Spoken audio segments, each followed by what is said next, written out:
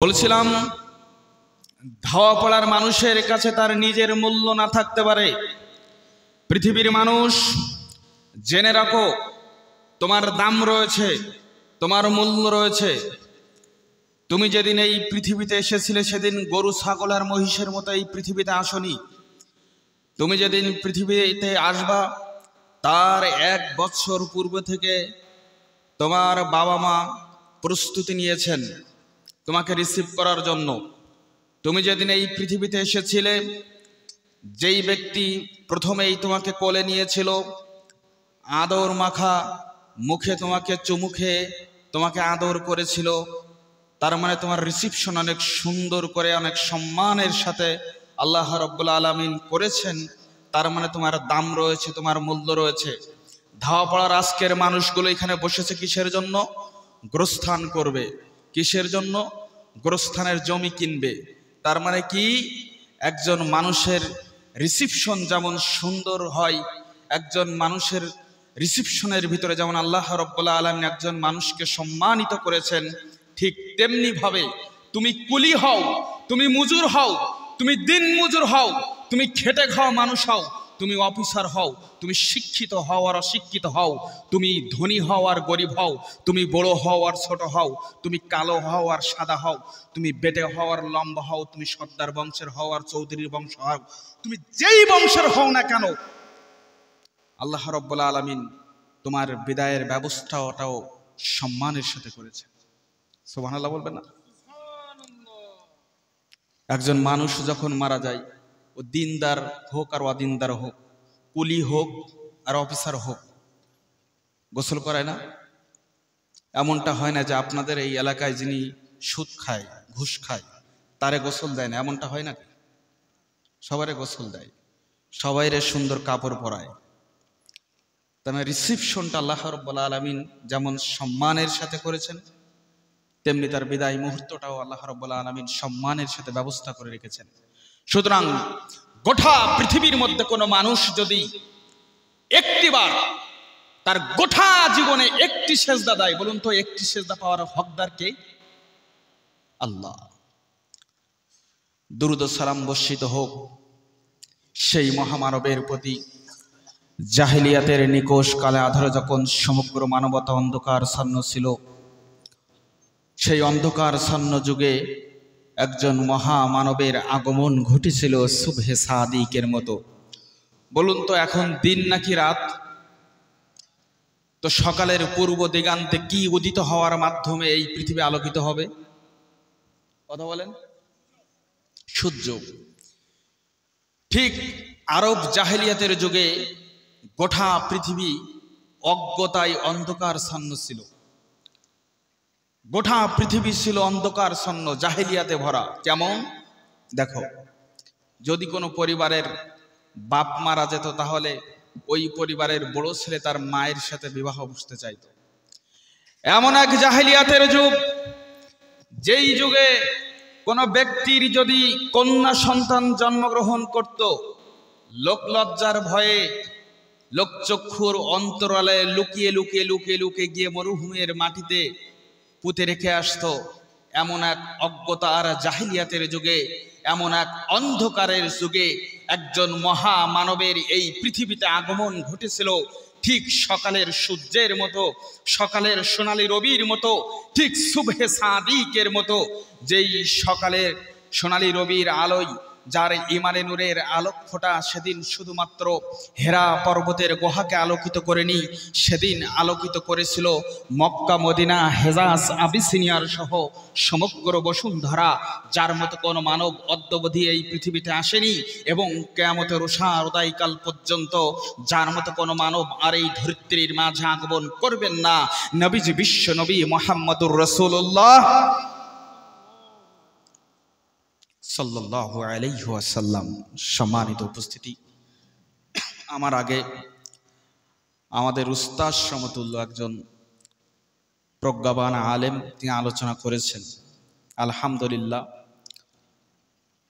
কবর এবং কবরের জিন্দেগি, বিভিন্ন মাসলা মাসাইল সম্পর্কে যথেষ্ট জ্ঞান গর্ব আলোচনা করেছেন। আলহামদুলিল্লাহ, আমি আমার বক্তব্য ঠিক কবর জীবনের কবর জিন্দেগির কি কি হবে কি না হবে এটা নিয়ে সাজিয়েছিলাম, কিন্তু উনি যথেষ্ট বলেছেন। আমি এই সংক্ষিপ্ত অ্যাব্রিভিয়েশন সময়, আমাকে মাত্র 1 ঘন্টা 15 মিনিট সময় দেবেন আপনারা। আমি এমন একটা ক্লাস আজকে আপনাদেরকে নিব ইনশাআল্লাহ। এই 1 ঘন্টা 15 মিনিট আমাকে দিলেই আপনি বাড়ি যাইতে যাইতে বুঝতে পারবেন যে আমি কি শুনে আসলাম। এটা আপনার জন্য যথেষ্ট হয়ে যাবে ইনশাআল্লাহ। চিল্লায়ে বলেন ইনশাআল্লাহ। আজকের বক্তব্যের বিষয় সূরাতুল হুমাজার গুরুত্ব এবং তাৎপর্য। সূরা হুমাজা। তো আমরা দেখেছি যে আরব্য যে দেশগুলো রয়েছে, যখন ইমাম সাহেব কোরআন তেলাওয়াত করে, ইমামতি করে, পিছনেরা মুক্তাদিরা তারা কান্দে, মুসাল্লিরা কান্নাকাটি করে, চোখ দিয়ে অশ্রু ঝরে। তো ইমাম সাহেবেরও চোখ দিয়ে অশ্রু ঝরে, মুসাল্লিরও চোখ দিয়ে অশ্রু ঝরে। কিন্তু ভারত, পাকিস্তান, বাংলাদেশের বুকে এই সিনারি, এই দৃশ্য আপনি দেখতে পাবেন না। কেন? তারা কোরআনের অর্থ বুঝতে পারে, কোরআন বুঝে বুঝে পড়ে। ইমাম সাহেব পড়লে পিছনের মুসাল্লিরাও বুঝতে পারে।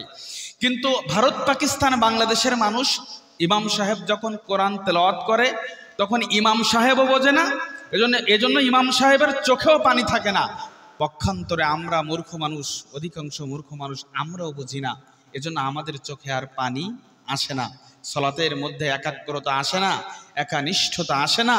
তো আজকের বক্তব্য দেব হচ্ছে সূরাতুল হুমাজা। এই সূরা হুমাজা যদি আপনি প্রথম থেকে শেষ পর্যন্ত একটু শুনেন, তো এটা অবজারভেশন করলে আপনার জন্য যথেষ্ট হয়ে যাবে ইনশাআল্লাহ। বলুন, আজকের বক্তব্যের যে বিষয়, কোন সূরার কথা বললাম? সূরা, এই সূরা পবিত্র কোরআনের 104 নম্বর সূরা। চিল্লায় বলুন, কয় নম্বর সূরা? এই সূরাতে রয়েছে 9টি আয়াত। বলুন, কয়টি আয়াত? এই সূরাটি হচ্ছে মাক্কি সূরা। আমরা জানি পবিত্র কোরআনের মধ্যে যত আয়াত রয়েছে, এর অধিকাংশ আয়াত এবং সূরাগুলোকে মাক্কি এবং মাদানী সূরা, এই 2টা সূরায় বিভক্ত করা হয়েছে। তো আমরা মনে করি আল্লাহ রাসূলের মক্কার জীবনে যেই সূরাগুলো নাজিল হয়েছে সেগুলো মাক্কি সূরা, আর যেই সূরাগুলো মদিনার জীবনে নাজিল হয়েছে সেগুলোকে আমরা বলি মাদানী সূরা। তো আসলে এটা নয়, বরং আল্লাহ রাসূলের হিজরতের পূর্বে যতগুলো আয়াত সূরা নাজিল হয়েছে সেগুলিকে বলা হয় মাদানী সূরা, এবং হিজরতের পরে সেটা যেখানেই হোক না কেন যতগুলো সূরা এবং আয়াত নাজিল হয়েছে সেগুলিকে বলা হয় মাক্কি সূরা। তাহলে এই সূরাটা কোন সূরা? বলুন, সূরার নাম কি? দেখেন দেখেন, আপনি কিন্তু বুঝে ফেলছেন অনেকটা। সূরার নাম কি? কত নম্বর সূরা? কয়টি আয়াত? বলেন বলেন, কয়টি আয়াত? 9টা। আমি কিন্তু আবার লাস্টে কিন্তু আবার শুনবো ইনশাআল্লাহ। এবং এই সূরা মাক্কি সূরা নাকি মাদানী সূরা? ঠিক আছে তো? এ পর্যন্ত বুঝতে পারছেন তো? সূরার নাম কি? মহান আল্লাহ বলেন, পৃথিবীর মানুষ, ওয়াইলুল লিকুল্লি হুমাজাতিল লুমাজা, দুর্ভোগ তাদের জন্য, ধ্বংস তাদের জন্য, দুর্ভোগ তাদের জন্য যারা মানুষের পেছনে এবং সামনে মানুষকে নিয়ে নিন্দা করে, যারা মানুষের পেছনে এবং সামনে মানুষকে নিয়ে পরচর্চা করে, পরনিন্দা করে, তাদের জন্য হচ্ছে দুর্ভোগ। মানুষের পিছনে গীবত করে ধাওয়া পড়াতে এমন মানুষ আছে কিনা? নাই? আছে না? আল্লাহ রাব্বুল আলামিন বলছেন, শোনো, ওয়াইলুল লিকুল্লি হুমাজাতিল লুমাজা, যারা মানুষের পিছনে গীবত করে, মানুষকে নিয়ে পরনিন্দা করে, মানুষকে নিয়ে পরচর্চা করে, তাদের জন্য হচ্ছে ধ্বংস, তাদের জন্য দুনিয়ায়ও দুর্ভোগ, তাদের জন্য হচ্ছে আখিরাতেও দুর্ভোগ। শোনো, গীবত হচ্ছে সত্য হয়, গীবত সত্যি হয়, গীবত কখনো মিথ্যা হয় না। যেই ব্যক্তি মিথ্যা কথা বলে ওটা অপবাদ হয়ে যায়। তো ওয়াইলুল লিকুল্লি হুমাজাতিল লুমাজা, আল্লাহ বলছেন যারা মানুষের পিছনে নিন্দা করে এবং যারা মানুষের সামনে নিন্দা করে তাদের জন্য হচ্ছে দুর্ভোগ। এবার আমি আপনাকে বলি, পিছনে নিন্দা দুইভাবে হয়, পিছনে নিন্দা দুইভাবে হয়। আল্লাহ রাসূল সাল্লাল্লাহু আলাইহি ওয়াসাল্লাম সাহাবাদেরকে বললেন, ও সাহাবারা, তোমরা কি জানো যে গীবত কাকে বলে? আল্লাহ রাসূল সাল্লাল্লাহু আলাইহি ওয়াসাল্লাম সাহাবারা বললেন, আল্লাহ রাসূল, আল্লাহ এবং আপনি ভালো জানেন। আল্লাহ রাসূল সাল্লাল্লাহু আলাইহি ওয়াসাল্লাম বলছেন, গীবত হচ্ছে ওটা যে তুমি তোমার ভাই সম্পর্কে এমন কোনো কথা বললে যে তোমার ভাই ওটা শুনে রাগান্বিত হলো বা কষ্ট পেল, সেটা হচ্ছে গীবত। বুঝতে পারেনি? এবার সাহাবারা প্রশ্ন করছেন, আল্লাহ রাসূল, যদি ব্যক্তির মধ্যে দোষ থাকে, যদি ব্যক্তি ওই কাজটি করে, তাহলে কি গীবত হবে? আল্লাহ রাসূল সাল্লাল্লাহু আলাইহি ওয়াসাল্লাম বলছেন, না, যদি ব্যক্তির মধ্যে গীবত, ব্যক্তির মধ্যে যদি দোষ থাকে, ব্যক্তির মধ্যে যদি পাপটা থাকে, ওই অন্যায় যদি ওর ভিতরে থাকে, তাহলে এটা হলো গীবত, পরনিন্দা। আর ব্যক্তির ভিতরে যদি না থাকে, দোষটা যদি ব্যক্তি না করে, তাহলে সেটা হচ্ছে অপবাদ। তাহলে পিছনে নিন্দা কয়ভাবে হয়? একটা হচ্ছে গীবত, আর একটা হচ্ছে অপবাদ। পিছনের নিন্দা কয়ভাবে হয়? দুইভাবে হয়। মহান আল্লাহ বলছেন, ওয়াইলুল লিকুল্লি হুমাজাতিল লুমাজা, ধ্বংস হচ্ছে তাদের জন্য যারা মানুষের পিছনে গীবত করে, যারা মানুষের সামনে গীবত করে। আমরা আল্লাহ রাসূল সাল্লাল্লাহু আলাইহি ওয়াসাল্লামের এই হাদিস থেকে বুঝতে পারলাম যে পিছনে গীবত দুইভাবে হয়। এক, পরনিন্দা গীবত, আর দুই, সেটা হচ্ছে অপবাদ। অর্থাৎ ব্যক্তির মধ্যে যদি পাপ থাকে, ব্যক্তি যদি জিনা করে, ব্যক্তি যদি ব্যভিচার করে, ব্যক্তি যদি চুরি করে, ব্যক্তি যদি অন্যায় করে, সেই দোষ যদি ওই ব্যক্তি করে, আর আমি যদি ওটা মানুষের সামনে রিলে করি, মানুষের সামনে রিভিউ দেই, তাহলে আমি ব্যক্তির কি করলাম? গীবত করলাম। আর ব্যক্তির মধ্যে যদি পাপ না থাকে, ব্যক্তির মধ্যে যদি পাপ না থাকে, এরপরেও আমি যদি তার নামে উল্টাপাল্টা বলি, ধারণা করে তার উপরে যদি আমি অপবাদ চাপাই, যদি আমি দোষ চর্চা করি, তাহলে সেটা হবে অপবাদ। বলুন তো পিছনে নিন্দা কয়ভাবে হয়? দুইভাবে। এই সূরার মধ্যে আল্লাহ রাব্বুল আলামিন প্রথম অংশে 5টি পাপের কথা বলেছেন এবং শেষ অংশে 3টি শাস্তির কথা বলেছেন। মনে আছে তো? বলুন তো এটা কত নম্বর সূরা, কয়টি আয়াত, মাক্কি সূরা নাকি মাদানী সূরা? এই সূরার প্রথম অংশে কয়টি পাপের কথা বলা হয়েছে? শেষ অংশে কয়টি শাস্তির কথা বলা হয়েছে? মাশাআল্লাহ। এজন্য আল্লাহ রাব্বুল আলামিন বলছেন, ওয়াইলুল লিকুল্লি হুমাজাতিল লুমাজা, পৃথিবীর মানুষ শোনো, তাদের জন্য হচ্ছে দুর্ভোগ যারা মানুষের পেছনে এবং সামনে মানুষকে নিয়ে নিন্দা করে। পেছনে নিন্দা দুইভাবে হয়, একটা হচ্ছে গীবত, আর একটা হচ্ছে অপবাদ। একটা হচ্ছে গীবত, একটা হচ্ছে অপবাদ। এই পাপ এত মজার একটা পাপ, বলতে যেমন ভালো লাগে, শুনতেও ভালো লাগে। বলতে যেমন মুখ চুলকায়, শুনতেও তেমন কান চুলকায়। এটা যে বলে তারও ভালো লাগে, যে শুনে তারও ভালো লাগে। শোনো, ধাওয়াপাড়ার মানুষ, কখনো কখনো গীবত করবা না। তোমার ভালো লাগতেই পারে এই পাপের মাধ্যমে, কিন্তু তুমি গীবতে লিপ্ত হবে না। তোমার ভাইয়ের সাথে তোমার সংঘাত থাকতে পারে, তোমার ভাইয়ের সাথে তোমার জমি জায়গা নিয়ে মারামারি থাকতেই পারে, তোমার পাশের বাড়ির আত্মীয়, তোমার পাশের বাড়ির প্রতিবেশীর উপরে তোমার রাগ ক্ষোভ থাকতেই পারে, কিন্তু তোমার পাশের বাড়ির প্রতিবেশীর মেয়েকে নিয়ে তুমি গীবত করতে পারো না। রাসূল সাল্লাল্লাহু আলাইহি ওয়াসাল্লামের হাদিস। শোনো, পাপ সবার মধ্যে আছে, পাপ সবার মধ্যে আছে। আচ্ছা, এমন কারোর হিম্মত কি রয়েছে আপনাদের মধ্যে? এমন কোন ব্যক্তির হিম্মত রয়েছে যে উঠে বলতে পারে আমার জীবনে কোনো পাপ নেই? কেউ বলতে পারবে? কেউ বলতে পারবে? আমারও এই বলার কোনো ক্ষমতা আছে নাকি? তাহলে আমরা সবাই পাপী। রাসূল সাল্লাল্লাহু আলাইহি ওয়াসাল্লাম সহিহ ইবনে হিব্বানের মধ্যে বলছেন, ইবসুর আহাদাকুমুল কাজাতা ফি আইনিল আখি ওয়া ইনসাল জিজআ ফি আইনিহি। তোমাদের মধ্যে একজন ভাই অপর একজন ভাইয়ের চোখের সামান্য খড়কুটা দেখতে পায়, কিন্তু নিজের চোখের মধ্যে লুকিয়ে থাকা বিশাল আয়তন বৃক্ষরাজি সে দেখতে পায় না। বুঝতে পারলেন না? মানে আমরা ওপারের চোখে ছোট ছোট খড়কুটার মতো দোষ আমরা দেখতে পাই, কিন্তু নিজের চোখের মধ্যে বৃক্ষরাজির মতো বিশাল বৃক্ষের মতো পাপ আমাদের নিজের চোখের মধ্যে লুকিয়ে রয়েছে, কিন্তু সেটা আমরা দেখতে পাই না। তাই তো একজন ব্যক্তি বলেছিল যে আমরা সবাই পাপী, আমরা আপন পাপের বাটখারা দিয়ে আমরা অন্যের দোষ মাপি। পাপটা সীমিত। কি? পাশের বাড়ির আক্কাসকে নিয়ে কথা বলছো, পাশের বাড়ির কামরুলকে নিয়ে কথা বলছো, পাশের বাড়ির শামসের দুর্বল মানুষ তাকে নিয়ে কথা বলছো, পাপটা সীমিত। কিন্তু এই পাপ এত কঠিন পাপ, এই পাপ আল্লাহ নিজে স্বয়ং ক্ষমা করবেন না বান্দা না ক্ষমা করলে। মৌলভী সাহেব বলুন তো, পিছনে নিন্দা বুঝলাম, পিছনে নিন্দা দুইভাবে হয়, এক হচ্ছে গীবত, আর একটা হচ্ছে অপবাদ। কিন্তু সামনে নিন্দা আবার কিভাবে হয়? আল্লাহ রাব্বুল আলামিন বলছেন, ওয়াইলুল লিকুল্লি হুমাজাতিল লুমাজা, ওয়াইলুল লিকুল্লি হুমাজাতিল লুমাজা, ধ্বংস দুর্ভোগ হচ্ছে তাদের জন্য যারা মানুষের পেছনে এবং সামনে মানুষকে নিয়ে নিন্দা করে, যারা মানুষের সামনে এবং পিছনে মানুষকে নিয়ে নিন্দা করে, হুজুর পিছনে নিন্দা দুইভাবে হয় বুঝলাম, সামনে আবার কিভাবে গীবত করে, সামনে আবার কিভাবে নিন্দা হয়। আমাদের সমাজে এমন অনেক মানুষ রয়েছে যারা বলে যে আমি স্ট্রেট ফরওয়ার্ড কথা বলতে পছন্দ করি, সামনাসামনি কথা বলতে পছন্দ করি, আমি কারোর ভয় করে কথা বলি না। এই হচ্ছে পৃথিবীর সব থেকে বড় অপরাধীর মধ্যে একজন অপরাধী। তোমার গায়ে শক্তি রয়েছে, বল রয়েছে, ক্ষমতা রয়েছে, ক্ষমতার জোরে তুমি তোমার দুর্বল ভাইয়ের নামে উল্টাপাল্টা বললে, 10 জন মানুষের সামনে তুমি তাকে অপমান করলে, কেন? তোমার গায়ে শক্তি রয়েছে, তোমাকে সে কিছু বলতে পারবে না।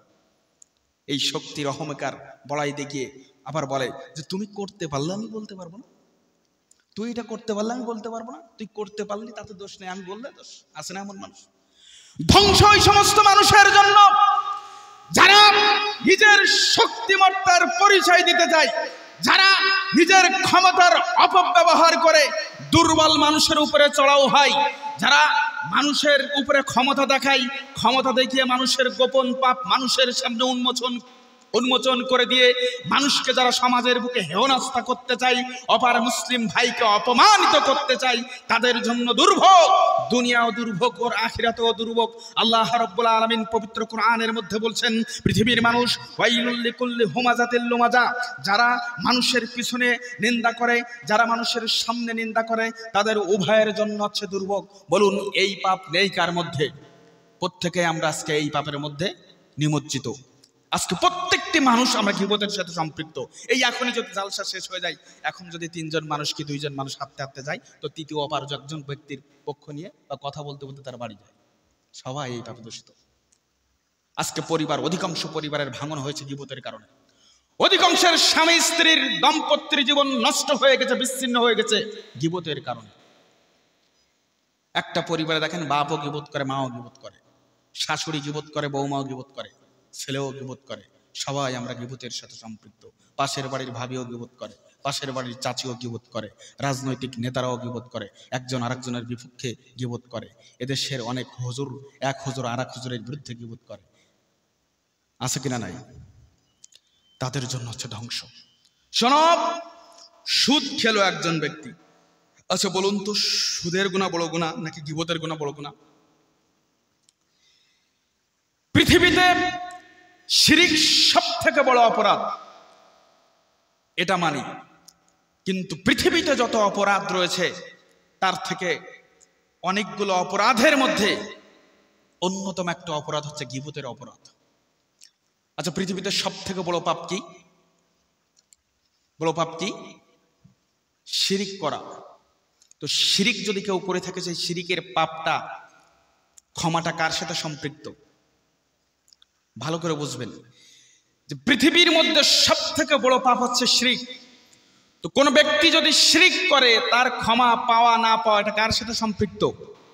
কেউ যদি সুদ খায়, তার ক্ষমা পাওয়া না পাওয়া এটা কার সাথে সম্পৃক্ত? যিনি জিনা করেছেন, জিনাকারীর পাপ ক্ষমা পাওয়া আর না পাওয়া এটা কার সাথে সম্পৃক্ত? যিনি ব্যভিচার করেছে, যিনি চুরি করেছে, এর প্রত্যেকের পাপ কার সাথে সম্পৃক্ত? আল্লাহর সাথে। এর ক্ষমা যদি আল্লাহ করে তো হয়ে গেল, কিন্তু তুমি কাউকে নিয়ে গীবত করেছো, কাউকে নিয়ে পরচর্চা করেছো, তুমি কাউকে অপবাদ দিয়েছো, কোনো ভাইকে দুর্বল পেয়ে তার গোপন পাপটা তুমি মানুষের সামনে উন্মোচন করে দিয়েছো, তুমি শোনো, তুমি হচ্ছে পৃথিবীর এমন একজন অপরাধী। তুমি হয়তোবা পৃথিবীর সব থেকে বড় অপরাধী নও, তুমি হয়তোবা পৃথিবীর শিরিককারী ব্যক্তির মতো অপরাধী তুমি নও, কিন্তু তুমি এমন এক পাপ করেছো, তুমি এমন এক পাপ করেছো যেই পাপ স্বয়ং মহান রব যদি তোমাকে ক্ষমা না করে, মানে মহান রব তো ক্ষমা করবেন না, করবেই না। যেই ব্যক্তির নামে তুমি গীবত করেছো, স্বয়ং ওই ব্যক্তি যদি তোমাকে ক্ষমা না করে, ওই ভাই যদি তোমাকে ক্ষমা না করে, তুমি যাকে নিয়ে তুমি পরচর্চা করেছো, ওই ব্যক্তি যদি তোমাকে ক্ষমা না করে, তাহলে তুমি কোনোদিন ক্ষমা পাইবে না। স্বয়ং আল্লাহ এ পাপ ক্ষমা করবেন। এটা এমন এক পাপ। গীবতের পাপ ব্যক্তির সাথে সম্পৃক্ত। পৃথিবীতে আল্লাহ শিরকের গুনাহ তোমাকে ক্ষমা করে দিতে পারে, পৃথিবীতে আল্লাহ সুদের গুনাহ তোমাকে ক্ষমা করে দিতে পারে, পৃথিবীতে আল্লাহ জিনা করেছো, ব্যভিচার করেছো, সে গুনাহ তোমাকে ক্ষমা করে দিতে পারে। তুমি 2 ওয়াক্ত সালাত তোমার জীবনে আদায় করনি, তোমাকে ক্ষমা করে দিতে পারে। তুমি রমজানের 2টা সিয়াম অথবা তুমি 30টা সিয়াম তুমি পালন করনি, এ ব্যাপারে আল্লাহ মহান রব, তিনি রহমান, তিনি রহিম। জাআলাল্লাহুর রাহমাতা মিয়াতা জুজইন, আল্লাহর কাছে 100টি দয়া রয়েছে। আল্লাহ ক্ষমা করে দিতেই পারে, আল্লাহ ক্ষমা করে দিতে পারে, অসম্ভব কিছু নাই। আল্লাহ ভীষণ ক্ষমাশীল, আল্লাহ পৃথিবীর সবথেকে ক্ষমাশীল। তোমার সুদের পাপ, ঘুষের পাপ, লটারির পাপ, চিটারির পাপ, তোমার জুয়ার পাপ, সব পাপ আল্লাহ ক্ষমা করে দিতে পারে, কেননা আল্লাহ দয়াশীল, ক্ষমাশীল। কিন্তু আল্লাহ ওয়াদাবদ্ধ, আল্লাহ চুক্তিবদ্ধ বান্দার সাথে, যে বান্দার যদি কোনো হকের তুমি ক্ষতি করো, পৃথিবীর বুকে কোনো বান্দার সাথে যদি কোনো পাপের সম্পৃক্ততা থাকে, তো এই বান্দা যদি ক্ষমা না করে, আমি আল্লাহ ক্ষমা করব না। এটা এমন এক পাপ। আপনার স্ত্রী গীবত করে, আপনার স্ত্রী আল মারহাতুস সালেহ নয়, আপনি গীবতে লিপ্ত, আপনার সালাত আপনার কোনো কাজে আসবে না। সালাতের কল্যাণগুলো যাকে নিয়ে গীবত করছেন ওই ব্যক্তি পেয়ে যাবে। আপনি গীবতে লিপ্ত, এই গোরস্থানের দান, এই দানের সব ওই ব্যক্তি পেয়ে যাবে। এজন্য মহান আল্লাহ বলছেন, পৃথিবীর মানুষ, ওয়াইলুল লিকুল্লি হুমাজাতিল লুমাজা, দুর্ভোগ ধ্বংস হচ্ছে তাদের জন্য যারা মানুষের পেছনে এবং সামনে মানুষকে নিয়ে নিন্দা করে, মানুষকে নিয়ে পরচর্চা করে, মানুষকে নিয়ে পরনিন্দা করে, অপবাদ দেয়, তাদের জন্য হচ্ছে দুর্ভোগ। আমরা সূরা হুমাজার প্রথম অংশে 5টি পাপের কথা বলেছিলাম। আমরা অলরেডি 2টা পাপ আমরা নির্বাচন করতে পেরেছি। 1, পিছনে নিন্দা করা, 2, সামনে নিন্দা করা। এরপর আল্লাহ রাব্বুল আলামিন বলছেন, আল্লাযী জামাআ মালাও ওয়া আদ্দাদা, যারা সম্পদ জমা করে তাদের জন্য হচ্ছে দুর্ভোগ। আল্লাযী জামাআ মালাও ওয়া আদ্দাদা, যারা সম্পদ জমা করে তাদের জন্য হচ্ছে দুর্ভোগ। সম্পদ জমা করা মানে কি? সম্পদের প্রতিযোগিতায় লিপ্ত হওয়া। সম্পদ জমা করা মানে কি? একটা মোবাইল ফোন আপনার জন্য যথেষ্ট ছিল, আপনি দামি দামি 5টা মোবাইল ফোন কিনেছেন। সম্পদ জমা করা মানে কি? একটা বাড়ি আপনার ফ্যামিলি এবং ফ্যামিলি মেম্বারের জন্য যথেষ্ট ছিল, আপনি অযথা 5টা বাড়ি করেছেন। সম্পদ জমা করা মানে কি? আপনি এমন সম্পদের পাহাড় করেছেন যেই সম্পদ আপনার 14 পুরুষ বসে খেতে পারবে। এরপরেও সম্পদের প্রতি আপনার মোহ, সম্পদের প্রতি আপনি মোহগ্রস্ত। এটা হচ্ছে সম্পদ জমা করা। শোনো ধাওয়াপাড়ার মানুষ, তোমার জন্য যদি বিলের 20 বিঘা জমি যথেষ্ট হয়ে যায়, ওই 20 বিঘা জমিতেই তুমি ক্ষান্ত হও। তোমার জন্য যদি একটা মোবাইল ফোন যথেষ্ট হয়ে যায়, তুমি ওই একটা ফোন নিয়ে সন্তুষ্ট হও। তোমার জন্য যদি একটা বাড়ি যথেষ্ট হয়ে যায়, ওই একটা বাড়ি নিয়ে তুমি সন্তুষ্ট হও। তোমার জন্য যদি একটা গাড়িতে তুমি যথেষ্ট হয়ে যায়, ওই একটা গাড়ি নিয়ে তুমি সন্তুষ্ট হও। তুমি এর থেকে আর বেশি বাড়িও না। কেন? তুমি যা পৃথিবীর বুকে জমা করে রেখে যাবে, এটা তোমার উত্তরসূরির জন্য। আচ্ছা, আমি একটা কথা বলি। মনে করেন যে একজন ভাই, মনে করেন এই ভাই, এনার 20 বিঘা জমি রয়েছে মাঠে। কয় বিঘা? ওটা কার সম্পদ? দলিল করা ওনার নামে। এখন উনি এই মুহূর্তে মারা গেছেন, ওটা কাদের সম্পদ হয়ে গেল? ওয়ারিসদের সম্পদ হয়ে গেল।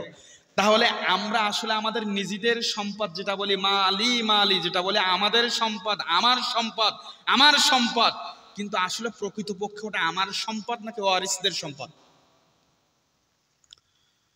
তোমার নিঃশ্বাস বন্ধ হয়ে গেলে যেই সম্পদ তোমার থাকে না, তোমার নিঃশ্বাস বন্ধ হয়ে গেলে যেই সম্পদ তোমার থাকে না, যেই বাড়ি তোমার থাকে না, যেই ঘর তোমার থাকে না, যেই পুকুর তোমার থাকে না, যেই গাড়ি তোমার থাকে না, যেই সম্পদ সোনা দানা অলংকার হীরা জহরত তোমার থাকে না, তুমি সেটা আমার বলো কিভাবে? তুমি সেটা আমার বলো কিভাবে?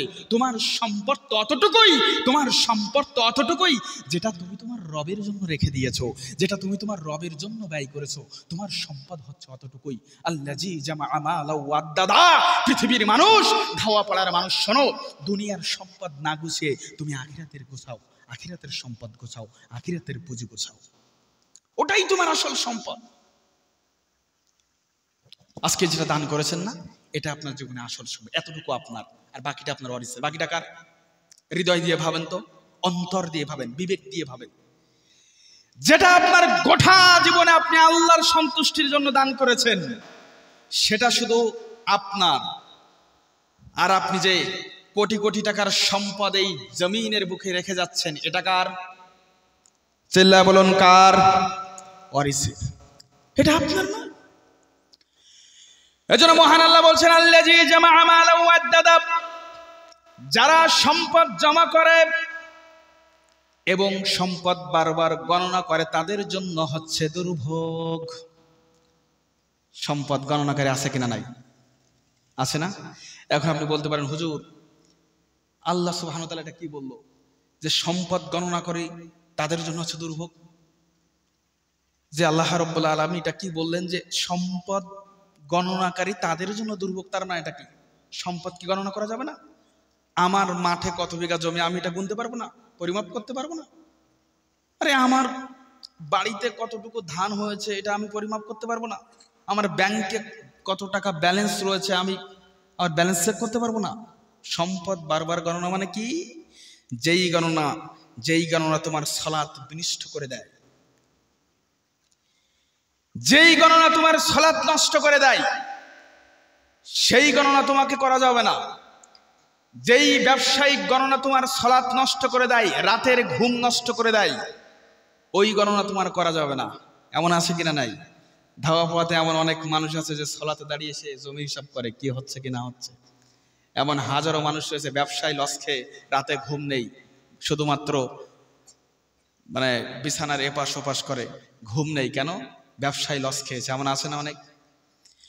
এজন্য আল্লাহ রাব্বুল আলামিন বলছেন আল্লাযী জামাআ মালান ওয়া আদ্দাদা, যারা সম্পদ জমা করে তাদের জন্য হচ্ছে দুর্ভোগ, যারা সম্পদ বারবার গণনা করে তাদের জন্য হচ্ছে দুর্ভোগ। শোনো পৃথিবীর মানুষ, তুমি ফকির হবা না। ধাওয়াপাড়ার মানুষ কেউ ফকির নয়, ধাওয়াপাড়ার মানুষ হিসাব অনুযায়ী কেউ ফকির নয়। আচ্ছা আমাকে একটা কথা বলুন, আপনি ঈদের দিনে আপনি যে খাবার খান, আরো ছোট করে দিচ্ছি উদাহরণটা। বর্তমান সময় একজন রিকশাওয়ালা, ভ্যানওয়ালা, দিন মজুর যেটা খায়, একবারে 3-4 পদের খায়, একটু মাংস খায়, একটু মাছ খায়, একটু ভাজি খায়, নানান রকমের কারসাজি, নানান রকমের আয়োজন, তাই না? আপনার কি মনে হয় ওসমান গনি রাদিয়াল্লাহু তাআলা আনহু একবারে এত খাবার কোনোদিন চোখে দেখেছে? কি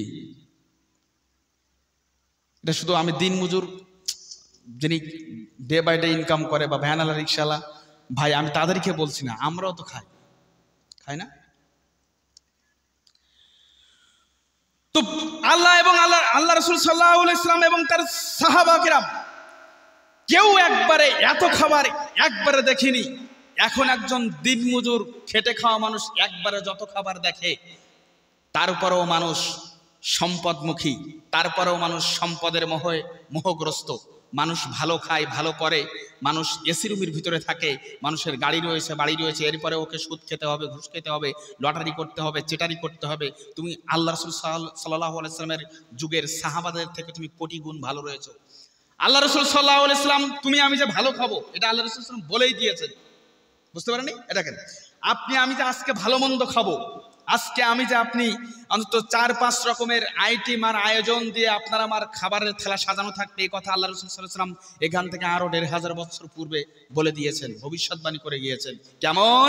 আল্লাহ রাসূল সাল্লাল্লাহু আলাইহি ওয়াসাল্লাম বলছেন যে ওয়াল্লাহি, আমি মুহাম্মদ সাল্লাল্লাহু আলাইহি ওয়াসাল্লাম বলছি যে লা আল ফাকরু আলাইকুম, লা আল ফাকরু আখশা আলাইকুম, আমি মুহাম্মদ সাল্লাল্লাহু আলাইহি ওয়াসাল্লাম ভয় করি না এ ব্যাপারে যে আমার উম্মত গরিব হয়ে যাবে। আমি মুহাম্মদ সাল্লাল্লাহু আলাইহি ওয়াসাল্লাম ভয় করি না যে আমার উম্মত গরিব হয়ে যাবে।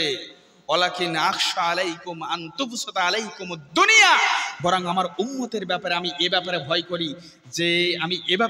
করি যে এই দুনিয়াকে তাদের উপরে প্রশস্ত করে দেওয়া। তোমার গায়ে একটা ছেঁড়া জামা থাকবে, আল্লাহ রাসূল এ ব্যাপারে ভয় করেনি। তুমি ভালো খেতে পারবে না, আল্লাহ রাসূল এ ব্যাপারে ভয় করেনি। তোমার ভালো একটা যানবাহন থাকবে না, আল্লাহ রাসূল এ ব্যাপারে ভয় করেনি। কি আমরা কি এখন গরিব নাকি? আমাদের যার টাকা আছে সে ভালো খায়, যার আরো টাকা আছে তার বাড়িতে এসি লাগানো আছে, যার একটু ভালো টাকা আছে তার বাড়িতে দেখেন 3 সিটের সুন্দর ঘর করা আছে, যার আরো একটু টাকা রয়েছে দেখেন তার ভালো 1তলা বাড়ি রয়েছে, যার আরো টাকা রয়েছে তার 5তলা, যার আরো টাকা রয়েছে তার 10তলা। কেউ আমরা গরিব না। আমি উদাহরণ দিয়েছি যে বর্তমান সময়ের দিনমজুর ভাইটাও অন্তত 4 পদের খাবার নিয়ে এক এক সাজেতায় বসে বসে সে খায়, তার মানে কেউ গরিব নয়। তো আল্লাহ রাসূল সাল্লাল্লাহু আলাইহি ওয়াসাল্লাম বলছেন, আল্লাহি আমি মুহাম্মদ সাল্লাল্লাহু আলাইহি ওয়াসাল্লাম এ ব্যাপারে ভয় করি না যে আমার উম্মত ফকির হয়ে যাবে, আমার উম্মত দারিদ্র হয়ে যাবে, বরং আমি এ ব্যাপারে ভয় করি যে আমার উম্মতের উপরে দুনিয়াটা প্রশস্ত করে দেওয়া হবে, দুনিয়াকে ঢেলে সাজিয়ে দেওয়া হবে, কিন্তু তারা প্রতিযোগিতায় লিপ্ত হবে। ঠিক এমনভাবে আল্লাহ রাব্বুল আলামিন দুনিয়াকে প্রশস্ত করে দিয়েছিল আদ জাতির উপরে, সামুদ জাতির উপরে। তারাও এই দুনিয়া পেয়ে তারা প্রতিযোগিতায় লিপ্ত হয়েছিল। কিন্তু আমার আশঙ্কা হয় আমার উম্মত তারা এই দুনিয়া পেয়ে প্রতিযোগিতায় লিপ্ত হবে, কিন্তু আমার পূর্বের যুগে যারা প্রতিযোগিতা করেছিল ওরা যেমন ধ্বংস হয়ে গেছে, আমার আশঙ্কা হয় আমার উম্মত এই সম্পদের প্রতিযোগিতায় লিপ্ত হয়ে তারাও তাদের মতো ধ্বংস হয়ে যাবে। এজন্য রাসূল সাল্লাল্লাহু আলাইহি ওয়াসাল্লাম এই উম্মতদেরকে নিয়ে ভয় করেছেন। আল্লাহ রাব্বুল আলামিন বলছেন, আল্লাযী জামাআ মালান ওয়া আদ্দাদা, যারা সম্পদ জমা করে, সম্পদ বারবার গণনা করে, তাদের জন্য হচ্ছে দুর্ভোগ। ধাওপাড়ার মানুষ, তুমি অতটুকু সম্পদ বানাও যতটুকু তোমার আল পরিবার এবং তোমার জন্য প্রয়োজন। তোমার আল্লাহ আরো সম্পদ দিয়েছে, যেই তোমাকে সম্পদ দিয়েছে তুমি তার জন্য ব্যয় করো, সেটা তোমার জন্য উঠিয়ে রাখা হবে। ধাওপাড়ার মানুষ শোনো, আল্লাযী জামাআ মালান ওয়া আদ্দাদা, আল্লাহ তোমাকে মেসেজ দিচ্ছেন যে কেউ যদি সম্পদ জমা করে এবং বারবার সেটা গণনা করে, তাহলে তাদের জন্য হচ্ছে ধ্বংস। কোনোদিন সম্পদ বারবার গণনা করবে না। আরে মুমিনের কাছে এই সম্পদ আসলেও যা, এই সম্পদ গেলেও তা, কোনো যায় আসে না। ইমাম আহমদ ইবনে হাম্বল রাহিমাহুল্লাহ বলছেন, ইন কানা লা ইয়াফরাহু বি জিয়াদাতিহি ওয়া ইয়াহজানু বিনাকসিহি, যে মুমিন এবং প্রকৃত দুনিয়ামুখ ব্যক্তি হচ্ছে ওই যে সম্পদ বৃদ্ধি পেলেও আনন্দিত হয় না এবং সম্পদ কমে গেলেও চিন্তিত হয় না। কি হয় নাকি? এই দুনিয়ার সম্পদ পেলাম কি না পেলাম এটা আমার যায় আসে কোনো? তো ইমাম আহমদ ইবনে হাম্বল রাহিমাহুল্লাহ বলছেন যে আসলে প্রকৃত দুনিয়াবিমুখ ব্যক্তি হচ্ছে ওই যে এই সম্পদ বৃদ্ধি পেলেও আমি আনন্দিত হব না, আর এই সম্পদ আমার হাত থেকে সরে গেলেও কমে গেলেও আমি চিন্তিত হব না। আমার দরকার আছে নাকি এই সম্পদ গোছানো? কারণ এই সম্পদে আমার কিছু মূল্যই নেই।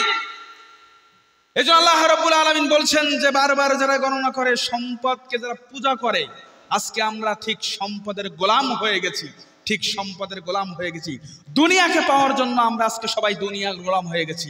কেউ আজকে টাকার গোলাম, কেউ দিনারের গোলাম, কেউ দিরহামের গোলাম, কেউ সুদের গোলাম, কেউ ঘুষের গোলাম, কেউ জুয়ার গোলাম, কেউ নারীর গোলাম, কেউ নেতার গোলাম, কেউ তার বসের গোলাম, কেউ মানুষের গোলাম।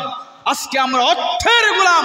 কিন্তু আল্লাহ রাব্বুল আলামিন বলেছেন, কেউ যদি দুনিয়ার গোলামি না করে, শুধুমাত্র আমি আল্লাহ আমার দাসত্ব করতে পারে, আমার গোলামি করতে পারে, গোটা দুনিয়ার সম্পদকে আমি আল্লাহ সুবহানাহু ওয়া তাআলা তার সামনে এনে হাজির করব। সুবহানাল্লাহ বলে। তার মানে কেউ যদি আল্লাহর গোলামি করে তাহলে গোটা দুনিয়া তার গোলাম হয়ে যাবে। আর কেউ যদি আল্লাহর গোলামি না করে, সে যদি টাকার কাছে সে তার মাথা নত করে, সম্পদের কাছে মাথা নত করে, সুদের উপরে নির্ভরশীল হয়ে যায়, ঘুষের উপরে নির্ভরশীল হয়ে যায়, জুয়ার উপরে নির্ভরশীল হয়ে যায়, দুনিয়া চাই, তাহলে আল্লাহ রাব্বুল আলামিন তাকে দুনিয়ার গোলাম বানিয়ে দেবে। তাহলে পাপ পেলাম কয়টা? চিল্লায় বলেন কয়টা? যারা উঠে যাবেন আমি মনে করব কথা মনে হয় সরাসরি আপনার গায়ে লাগতেছে, নাহলে উঠে যাচ্ছেন কেন? আমি তো 1 ঘন্টা 15 মিনিট সময় নিয়ে যাচ্ছি আপনাদের কাছ থেকে, এর বেশি আমি বক্তব্য দেবো না। তার মানে আপনার কি আপনার গায়ে লাগতেছে মনে হয় সরাসরি? উঠে গেলে মনে করবে যে আপনার সুদের বক্তব্য, ঘুষের বক্তব্য, চিটারি আপনি করেছেন, ঘুষ আপনি গোপনে হলেও খেয়েছেন, হয়তো লোক লজ্জার ভয়ে বলতে পারতেছেন না, এখন উঠে যাচ্ছেন যে হুজুর তো খুব খারাপ। আচ্ছা, বক্তব্য কি আপনি বুঝতেছেন না? বলুন আমরা পাপ পেলাম কয়টি? বলুন তো এটা কত নম্বর সূরা? বলতে হবে কত নম্বর সূরা, কতটা আয়াত রয়েছে, মাক্কি সূরা নাকি মাদানী সূরা? এই সূরার প্রথম অংশে কয়টি পাপের কথা বলা হয়েছে? এই সূরার শেষ অংশে কয়টি শাস্তির কথা বলা হয়েছে? কয়টি? দেখেন, আল্লাহ রাব্বুল আলামিন বলছেন, ওয়াইলুল লিকুল্লি হুমাজাতিল লুমাজা, ধ্বংস তাদের জন্য যারা মানুষের পেছনে এবং সামনে মানুষকে নিয়ে নিন্দা করে। পেছনে নিন্দা দুই ভাবে হয়, এক হচ্ছে গীবত, দুই হচ্ছে অপবাদ। এক হচ্ছে গীবত, দুই হচ্ছে অপবাদ। সামনে নিন্দা মানে স্ট্রেট ফরওয়ার্ড, মানুষের সামনে মানুষের দোষ উন্মোচন করে দেওয়া।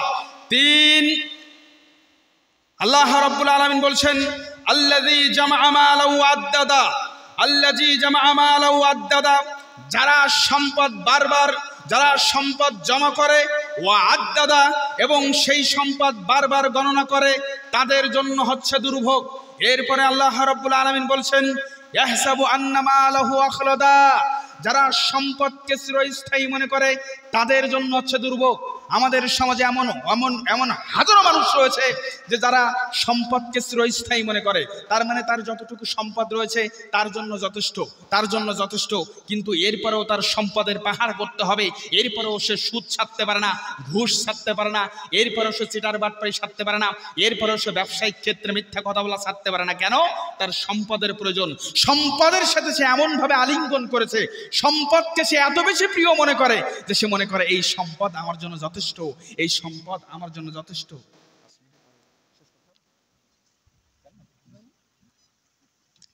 এই সম্পদ আমার জন্য যথেষ্ট, এই সম্পদ আমাকে চিরস্থায়ী করবে। প্রিয় ভাই, তাহলে বলুন তো পাপ পেলাম কয়টা? পাঁচটা। এক, মানুষের পিছনে গীবত করা। দুই, মানুষের সামনে গীবত করা। তিন, সম্পদ জমা করা। চার, সম্পদ বারবার গণনা করা। চার, পাঁচ, সম্পদকে চিরস্থায়ী মনে করা। এই পাঁচটি কেউ বলতে পারবে?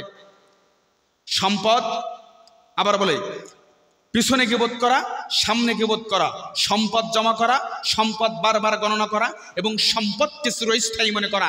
এই পাঁচটি পাপ, এই পাঁচটি পাপ যদি কারোর ভিতরে থাকে, এই পাঁচটি পাপ যদি কারোর ভিতরে থাকে, আল্লাহ রাব্বুল আলামিন বলছেন যে কখনোই না, কাল্লা লা ইউমাজান্না ফিল হুতামা, ও অবশ্যই হুতামা নামক জাহান্নামে প্রবেশ করবে। ওমা আদরাকা মাল হুতামা, ও নবী মুহাম্মদ সাল্লাল্লাহু আলাইহি সাল্লাম তোমাকে কিসে জানাবে যে হুতামা নামক জাহান্নামটা কি? তার আগেই আল্লাহ রাসূল সাল্লাল্লাহু আলাইহি সাল্লাম হুতামা নামক জাহান্নাম কি তাকে জানানো হয়নি। এরপর আল্লাহ রাব্বুল আলামিন বলছেন, ওমা আদরাকা মাল হুতামা নারুল্লাহিল মুকাদা, সেটা হচ্ছে প্রজ্বলিত আগুন, অর্থাৎ এমন আগুন, সেটা হচ্ছে প্রজ্বলিত আগুন। অর্থাৎ আল্লাহ রাব্বুল আলামিন যেদিন জাহান্নাম তৈরি করেছেন সেদিন থেকেই এই আগুন জ্বলতেছে, সেদিন থেকেই। ধরুন একটা এক্সাম্পল দিই, এক সপ্তাহ আগে থেকে একটা উনুনে, যেটা বলে চুলা, চুলাতে আগুন জ্বালানো হয়েছে, আর আজকে একটা চুলায় আগুন জ্বালিয়ে দেওয়া হয়েছে। কোন আগুনের তেজ বেশি হবে? তাপ বিকিরণ করবে কোন আগুন? এক সপ্তাহ আগে থেকে যেই আগুন জ্বালানো হয়েছে। কিন্তু এই হুতামা নামক জাহান্নামটা এমন একটা জাহান্নাম, যেই জাহান্নাম হচ্ছে প্রজ্বলিত আগুনের জাহান্নাম। আগুন এখনো জ্বলতেছে, কিয়ামত অবধি পর্যন্ত এই আগুন জ্বলবে। এরপরে আল্লাহ রাব্বুল আলামিন বলছেন, আল্লাতী তাত্তালিউ আলাল আফইদা, এই আগুন অন্তর খেয়ে ফেলবে, এই আগুন মানুষের হৃদয় খেয়ে বলবে। বলুন তো, পাপ, গীবতের পাপ কোথায় থেকে হয়? অন্তর থেকে হয়। গীবতের পাপ কোথা থেকে হয়? অন্তর থেকে হয়। পরনিন্দার পাপ কোথা থেকে হয়? অন্তর থেকে হয়। সম্পদের লিপ্সা, এই লালসা কোথা থেকে হয়? অন্তর থেকে হয়। সন্তানের মানে সম্পদের গণনা, এটা কোথা থেকে আসে? এই অন্তর থেকে আসে। এই জন্য আল্লাহ রাব্বুল আলামিন বলছেন, আল্লাতী তাত্তালিউ আলাল আফইদা, এই এই এই পাপ, এই আগুন, এই জাহান্নামের আগুন, এটা অন্তর খেয়ে ফেলবে এই পাপীদের, যার ভিতরে এই পাঁচটি পাপ থাকবে। কি? পিছনে গীবত, সামনে গীবত, সম্পদ জমা করা, সম্পদ বারবার গণনা করা এবং সম্পদকে চিরস্থায়ী মনে করা। এই পাঁচ শ্রেণীর অপরাধীদেরকে এই শাস্তি দেওয়া হবে। কি? আগুন তার হৃদয় খেয়ে ফেলবে। অন্য অন্য জাহান্নামের আগুনগুলো আমরা দেখেছি যে তার চামড়া খেয়ে ফেলবে, আবার নতুন চামড়া গজিয়ে দেবে, কিন্তু এই আগুন ব্যক্তির হৃদয় খেয়ে ফেলবে, হৃদয় পর্যন্ত পৌঁছে যাবে। এরপর আল্লাহ রাব্বুল আলামিন বলছেন, ফি ইন্নাহা আলাইহিম মুসাদা, এবং তাদেরকে এমন একটা জায়গায় রাখা হবে, সেটা হচ্ছে আবদ্ধ জায়গা। অর্থাৎ এই জাহান্নামটা হবে আবদ্ধ একটা জায়গা, আবদ্ধ একটা জায়গা। তার কোনো জানালা থাকবে না, তার কোনো দরজা থাকবে না, তার কোনো ফাঁকা স্থান থাকবে না। আচ্ছা আমাকে এটা বলুন, প্রেসার কুকারে যদি গোস্ত রান্না করা হয় আর খালি কড়াইতে যদি গোস্ত রান্না করা হয়, তো কোনটা আগে রান্না হয়ে যাবে? প্রেসার কুকারে। তার মানে প্রেসার কুকারে চতুর্দিকে আটা, চতুর্দিকে আটকানো। তো আল্লাহ রাব্বুল আলামিন এই আবদ্ধ জাহান্নামের মধ্যে, পরিবেষ্টনকারী জাহান্নামের মধ্যে এই ব্যক্তিকে শাস্তি দিতে থাকবেন যদি তার মধ্যে এই 5টি পাপ থাকে। এই 5 শ্রেণীর অপরাধীকে আল্লাহ রাব্বুল আলামিন এই আবদ্ধ জায়গায় শাস্তি দিবেন। এরপর আল্লাহ রাব্বুল আলামিন বলছেন ফি আমাদিম মুমাদ্দাদা, এবং তাদের বড় বড় স্তম্ভের সাথে গেলে দিয়ে তাদেরকে শাস্তি দেওয়া হবে। মাস্টার মশাই যদি একটা ছাত্রকে বেঁধে পিটায় আর যদি হাত ছেড়ে পিটায়, তাহলে কারটা বেশি, কে বেশি মানে শাস্তি পাওয়া কে বেশি? যার বেঁধে পিটাচ্ছে। তো এখানে এভাবে স্তম্ভের সাথে বড় বড় জাহান্নামের মধ্যে বড় বড় স্তম্ভের সাথে বেঁধে রেখে এই অপরাধীদেরকে শাস্তি দেওয়া হবে। তাহলে এখন আমাকে আপনারা বলুন যে বলুন এই সূরা কত নম্বর সূরা?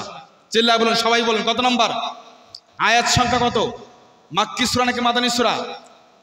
আমরা এই সূরার প্রথম অংশে কয়টি পাপের কথা শুনেছি এবং শাস্তির কথা কয়টি?